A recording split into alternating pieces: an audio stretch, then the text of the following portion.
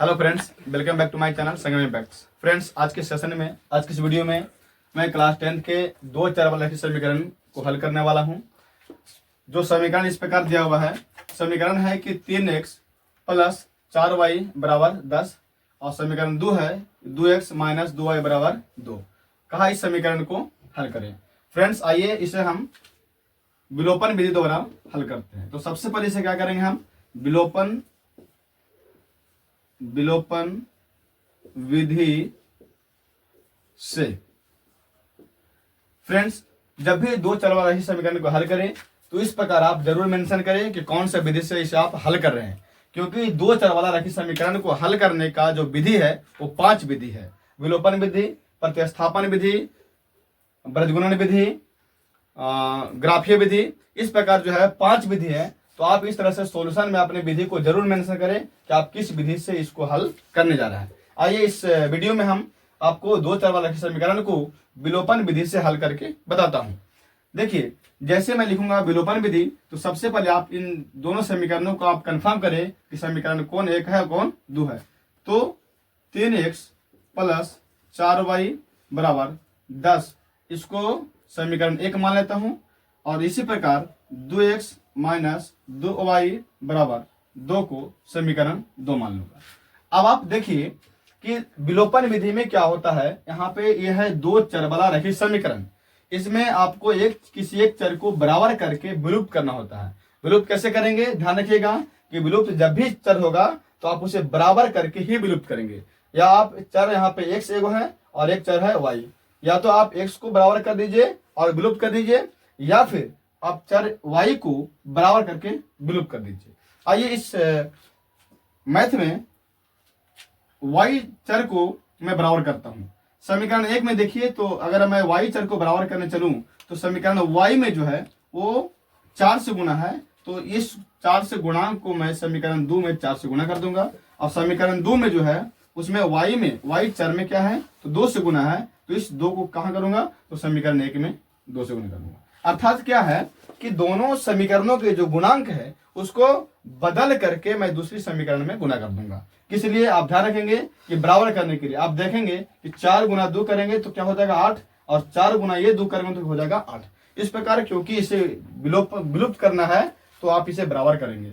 तो इस प्रकार करने के बाद आप इसे लैंग्वेज में लिख भी देंगे कि समीकरण 1 गुने क्या किया तो 2, तथा समीकरण 2 गुने क्या किया आपने तो 4 किया। इतना कर आप ध्यान रखेंगे कि ये जो जिसको आपने बराबर किया है वो घट रहा है कि नहीं घट रहा है।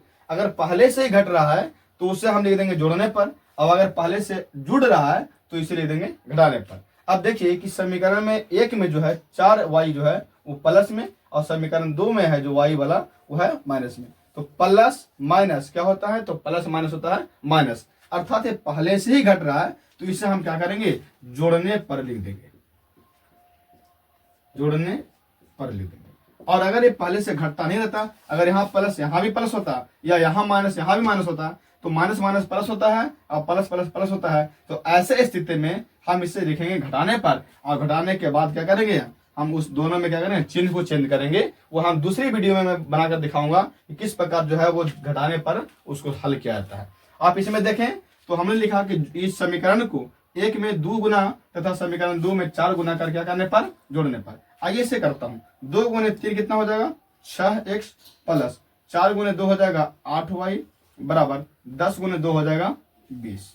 दूसरी समीकरण कहता है कि 4 गुने 2 तो 4 दूने 8 हो जाएगा, प्लस 2 गुने 4 फिर भी 8 हो जाएगा 8y, और बराबर 2 गुने 4 तो ये हो जाएगा 8। इसको आप क्या करें आप घटाएंगे। अब इस तरह से आप घटाएंगे तो देखेंगे कि ये वाला ये मिस्टेक हो गया, ये हो जाएगा माइनस में। अब देखेंगे कि ये वाला 8y जो है वो प्लस में और ये 8y जो है वो माइनस में, अर्थात प्लस माइनस क्या होता है माइनस, यानी घट के आप 0 लिख सकते हैं या आप इसे काट भी सकते हैं या 0 लिख सकते हैं। इधर देखेंगे प्लस प्लस क्या होगा प्लस होता है, तो 8 और 6 होता है 14, तो ये 14x हो जाएगा, बराबर 20 और 8 होता है ये प्लस में ये भी प्लस में, तो प्लस प्लस प्लस होता है, और 20 और 8 28 हो जाएगा।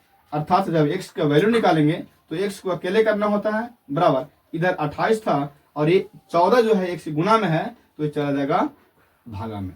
क्योंकि आप जानते होंगे रूल कि जब किसी भी संख्या को जब दूसरी साइड चेंज करना होता है तो चिन्ह के साथ क्या होता है, बदल जाता है। यानी प्लस चल जाएगा माइनस में, माइनस चल जाएगा प्लस में, गुना चल जाएगा भागा में, भागा चल जाएगा गुना में। इस प्रकार आप जो 14 था ये गुना में था x के साथ, यहाँ चला जाएगा भागा में।